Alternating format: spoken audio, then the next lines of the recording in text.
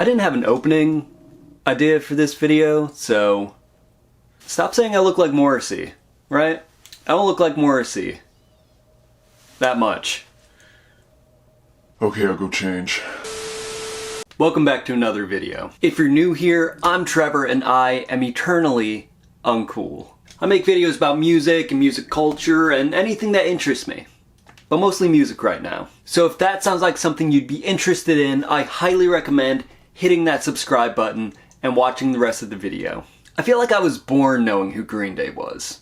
I can't remember a time in my life when I didn't know that Green Day existed. They were just always there. From a very young age, it was like their music permeated my consciousness. I have a very vivid memory of seeing the Time of Your Life video when I was really little in my grandmother's house and just being entranced by this music and the imagery. Then, of course, American Idiot was everywhere. I remember hearing Holiday for the first time at a Little League party in a Grotto's Pizza, the last time I would ever be involved in a sports team.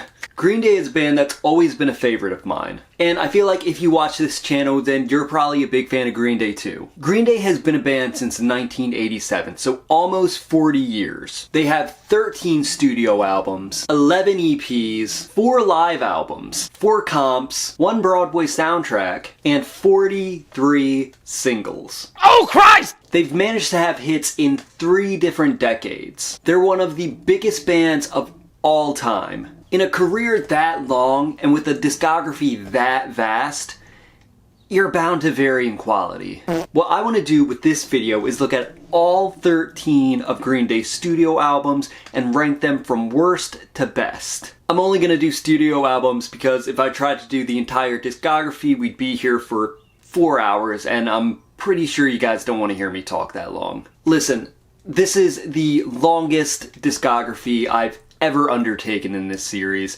and by probably the most beloved band I've ever done in this series. What I'm saying is this is dangerous. I'm in danger! Just because I put your favorite album at the bottom or your least favorite album at the top, it doesn't matter. These rankings are not definitive. They're just the opinion of some nerd on the internet. So with all that being said, let's get into Green Day from worst to best. I'm gonna be honest with you guys. I haven't really listened to this album in full. I know. How are you gonna judge an album if you haven't given it a fair shake? But what I have heard from this album hasn't really impressed me. It doesn't really sound like Green Day. Not that I expect them to keep making the same snotty pop punk in their 50s, but this just sounds so middle of the road. It was like they resigned to being that aging rock band and traded in the catchy melodies and hooks for songs that wouldn't seem out of place being played by some bar band on Wing Wednesday. No offense to Wing Wednesday. Not even production from the great Butch Walker can save this album for me. And of course, we can't talk about Father of All without talking about that billboard. No, God! No, God, please, no!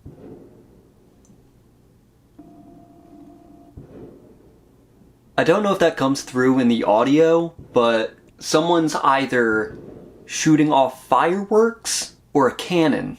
I think this was the really big thing that deterred me from really listening to this album. For those of you who don't know, Green Day or their label or someone out of their minds put up a giant billboard advertising the album. No features. No Swedish songwriters. No trap beats.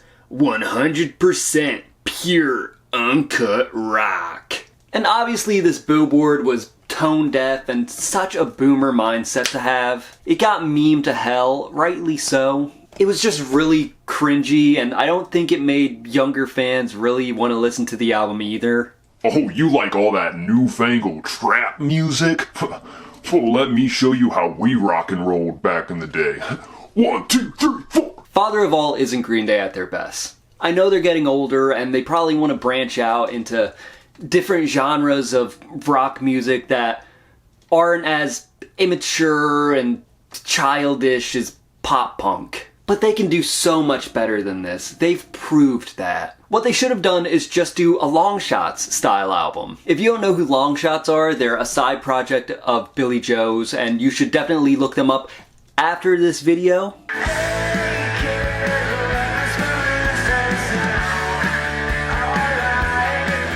But if you want to give Father of All a try, go right ahead. Just don't say I didn't warn you.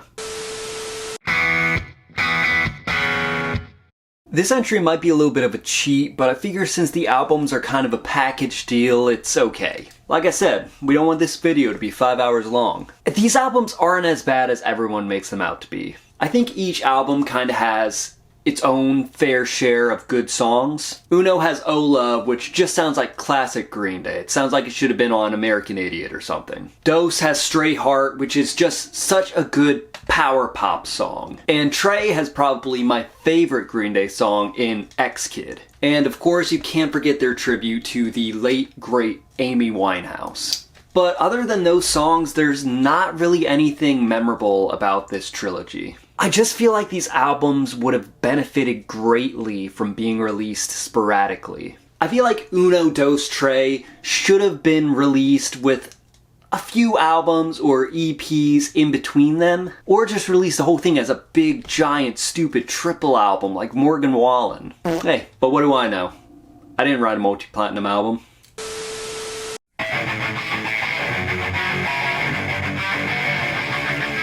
This might be a controversial opinion, but I think Green Day's debut album is just okay. It's not bad, but it's not something that's incredibly memorable for me. They were still a young band, and they hadn't really honed their craft yet, so it's all just kind of sloppy and raw. And I'm sure there's charm in that to some people, but just not me. Although I will say Disappearing Boy is probably one of Green Day's best songs. If you're into Bay Area skate punk that's kind of sloppy, kind of raw, kind of immature, I recommend giving this album a try. Or if you just want to go back and see Green Day's roots. It's a good example of humble beginnings for a band that would go on to bigger and better things.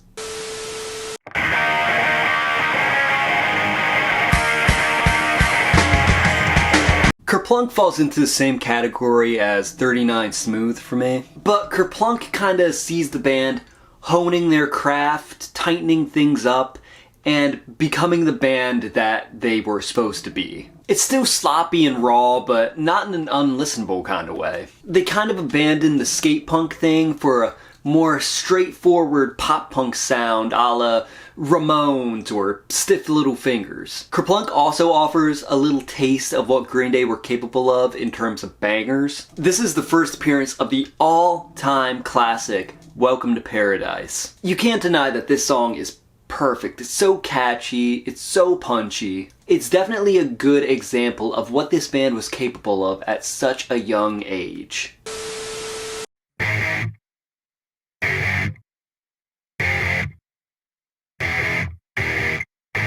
Green Day's fourth album is probably one of their heaviest, both lyrically and sonically. It deals with alienation, anxiety, substance abuse, and features a more hardcore influenced sound. Or as hardcore as Green Day can sound. Hardcore. The album itself was made as a reaction to fans who thought that Green Day sold out after the success of Dookie. This album has a lot of energy and a lot of catharsis. And the lyrics were a lot bleaker than on previous albums. Rolling Stone said it exemplified a cold-eyed realism instead of trendy nihilism and despair. The album came out on the fringes of the grunge explosion, so there's a lot of that sound in there. It just had that same heavy feeling that a lot of grunge music had. The standout songs on this album are definitely Brain Stew, Jaded, Walking Contradiction. These are the songs I remember hearing growing up, whether it was on the radio or looking up music on YouTube.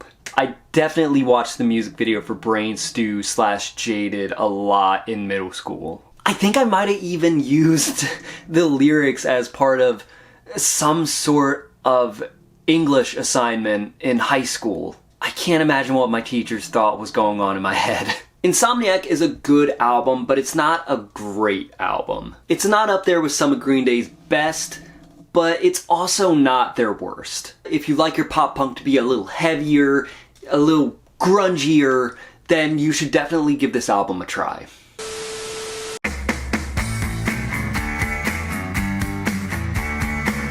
I remember listening to the songs off of Warning a lot when I was in 8th grade. I didn't listen to full albums back then. I only listened to the songs that I really liked. I had a short attention span and ADD. You can't blame me, it's a medical condition. I love the singles off this album. Warning, Minority, Waiting. I would watch the Minority video over and over again all the time. Just this parade of punks. It was something I'd never seen before, and it definitely had an impact on styles that I thought were cool and would eventually inform my own stylistic choices as an adult. And of course, we can't forget the deep cut Macy's Day Parade. This song has permeated my mind so much because it was on the International Superhits DVD and I used to watch that all the time. It got to the point where I now call the Macy's Thanksgiving Day Parade the Macy's Day Parade. Like a fucking goober. Even though I have fond memories of this album, it's not one I find myself coming back to very often. Like I said, I didn't listen to full albums when this was on my radar. Shame on me. Maybe if I had, this album would be at a better spot. But as it stands, it's pretty decent. I highly recommend this album if you're into post-Dookie, pre-American Idiot era Green Day.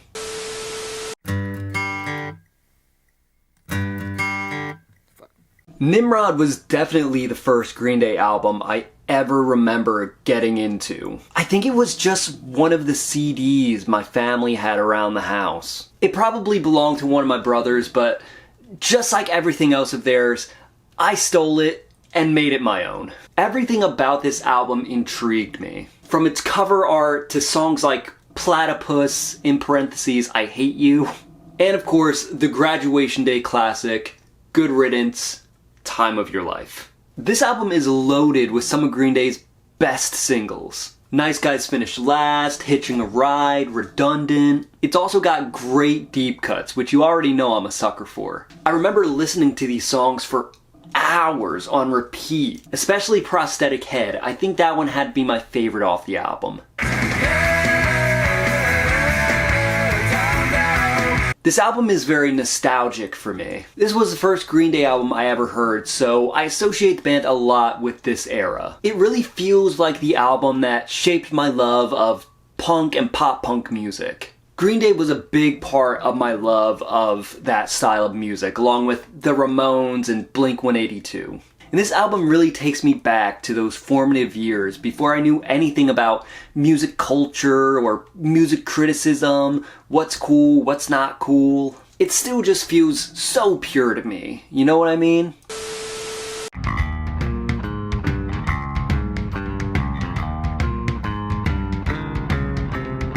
Dookie is an undeniable pop-punk classic. It's one of the best albums of the 90s, right up there with Nevermind, Melancholy and the Infinite Sadness, and Weezer's Blue Album. It's influenced everyone from Rancid to Fall Out Boy. It's appeared on Rolling Stone's 500 greatest albums of all time and at the #1 spot of their 50 greatest pop-punk albums of all time, beating out bands like Descendants and Operation Ivy. Dookie really improved on what Green Day was doing with 39 Smooth and Kerplunk. They cleaned up their sound, tightened their melodies, and turned up their hooks to 11. 11. This album features some of Green Day's most classic songs. Welcome to Paradise, Longview, When I Come Around, Basket Case, She.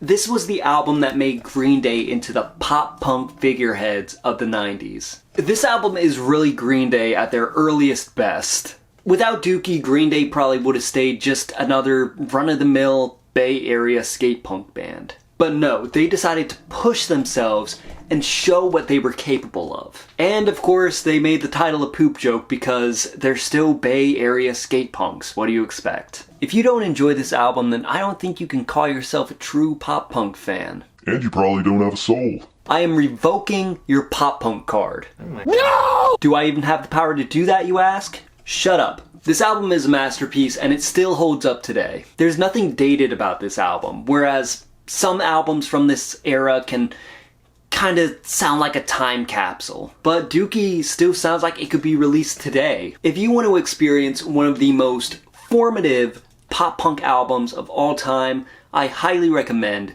listening to Dookie.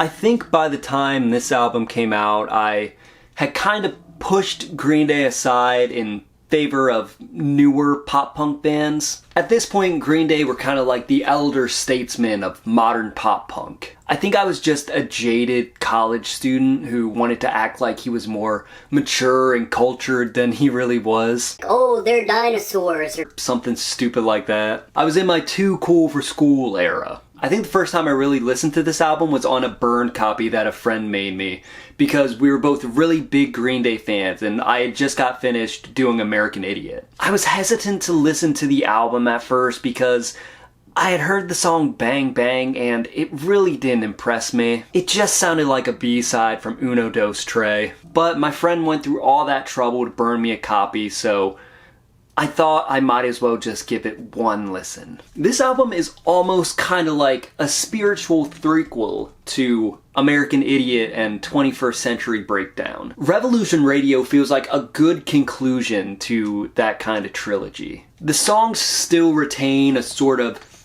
theatric quality, but a little less bombastic. They're more raw and reminiscent of 90s Green Day in that way. There's no overarching story that I could discern, it just seems like a collection of songs, but those songs are incredible. The title track is just classic Green Day.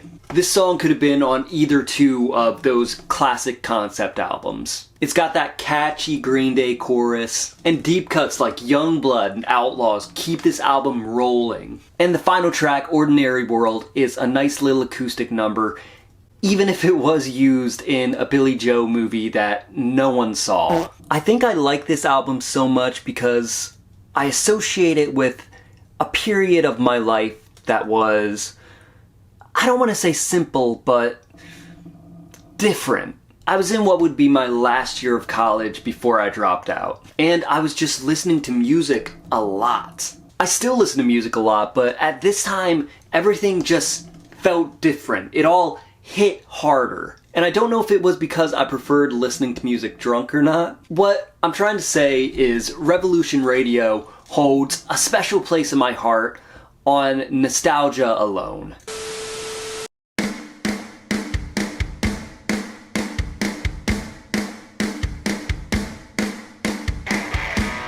Okay, so by 2009, I was already a massive Green Day fan. 21st Century Breakdown was the first Green Day album that really felt like mine. Mainly because when the other albums came out, including American Idiot, I was too young to really anticipate their release and appreciate them as a form of art. With 21st Century Breakdown, it felt like an event. I remember getting psyched to watch the premiere of the Know Your Enemy video on VH1's Top 20 Countdown. That was my shit back in the day. I loved the VH1 Top 20 Countdown. I loved this album when it came out. I remember being hooked from the first track, the sort of overture to the whole thing. This was about a year or so before I would discover My Chemical Romance, so the theatrics of this album were really new for me. 21st Century Breakdown spoke to the storyteller in me, to the theater kid I hid deep down, and to the punk rock showman. This album has some of the strongest tracks I've ever heard from Green Day. This album just has banger after banger after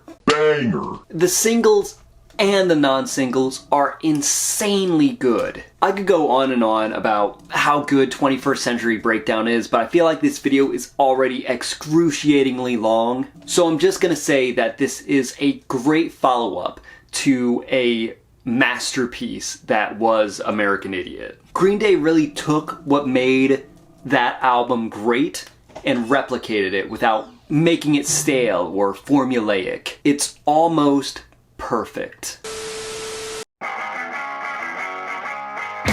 When I was in college, I studied theater and performing arts. That was my major. Most of the time was spent doing scenes from classics like The Glass Menagerie and Streetcar, but also discovering newer modern classics like Suburbia. I'm not gonna say that I was the best student or even the best actor. I wasn't. At that point, I was just kind of an ass who took himself more seriously than he should have, and as an actor, fancied myself Marlon Brando or James Dean. I did a handful of shows at my local community theater. I was George in Our Town, Dunn in A Few Good Men. I was Hamlet in Rosencrantz and Guildenstern Are Dead. But the two shows I remember most fondly are Rock of Ages and American Idiot, mostly because of the music. I did American Idiot one summer, and it's the closest I'll ever get to going to summer camp. You had this mix of theater kids and music fans together doing this production. The director was really cool and allowed us to take things like costumes and makeup into our own hands, which resulted in some pretty cool punk looks. Now, I know what you're thinking. Trevor, this is all well and good, but we didn't follow you to hear about your heyday as an actor. And that's fair. But I connect American Idiot the album with this show and this summer. And I cite this show and this summer as the reason that American Idiot is my favorite Green Day album of all time. When you listen to and sing the same songs every day for a month, you either hate them or you love them. I connect very highly with music, so I loved singing these songs every day. They were songs I already loved in the first place. And when I think about these songs now, it takes me back to that summer and that show and my castmates who were doing the same thing I was, doing a show inspired by one of their favorite bands, something that meant a lot to them. American Idiot is the seminal concept record of the 2000s. You got the Black Parade, you got Songs for the Deaf, but American Idiot eclipses them just in terms of sheer impact. Songs like American Idiot, Holiday, Boulevard of Broken Dreams, and Wake Me Up When September Ends are all radio staples. Whether it be a rock station, a pop station, or, God forbid, a classic rock station. And even though they're played almost daily, they haven't lost their spark. They haven't lost what made them special. At least for me. No song is wasted. Everything is important to the story being told. The non-singles mean just as much as the singles. Songs like Are We the Waiting and Homecoming hit just as hard as American Idiot and Jesus of Suburbia. American Idiot is one of the most important rock albums of the 2000s, probably of all time. It not only encapsulated the feelings of people at the time it was released, but it still rings true even 20 years later. It is Green Day's defining record, the one they will be remembered for forever. And I don't think that's a bad thing. In fact, I think it could be worse. They could be remembered for Father of All. No! God, please, no!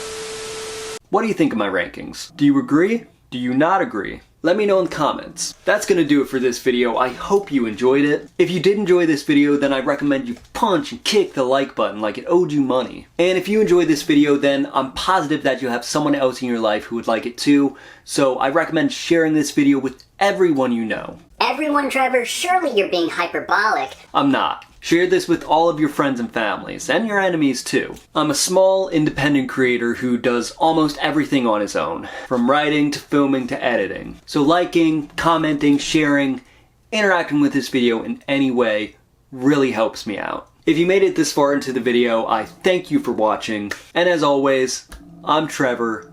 Stay uncool. That's the end of the video. Goodbye.